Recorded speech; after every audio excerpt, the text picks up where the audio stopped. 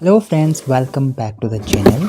आज के इस वीडियो में देखिए एक मिनी पीसी बिल्ड जो कि है पावरफुल और एक एफिशिएंट कॉम्पैक्ट साइज का मिनी पीसी बिल्ड। तो फ्रेंड्स, अगर आप भी ऐसा पीसी बिल्ड बनाना चाहते हैं तो वीडियो के डिस्क्रिप्शन बॉक्स में जाएं, वहां पर इन सभी का लिंक आपको मिल जाएगा।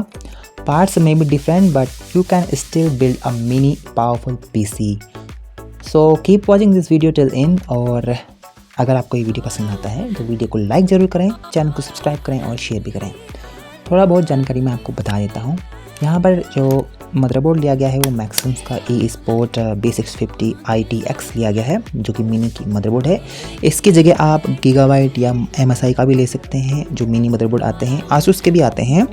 और पावर सप्लाई यहाँ पर 650 वाट की ली गई है। आप कोई भी पावर सप्लाई ले सकते हैं। और चेसिस का लिंक भी आपको वीडियो के डिस्क्रिप्शन बॉक्स में मिल जाएगा। वीडियो को लास्ट तक देखिएगा और कैसे पीसी बिल्ड करना है आप आसानी से देख सकते हैं। वीडियो देखने के लिए धन्यवाद। कोई भी सवाल सुझाव हो कमेंट बॉक्स में ज़रूर टाइप करें।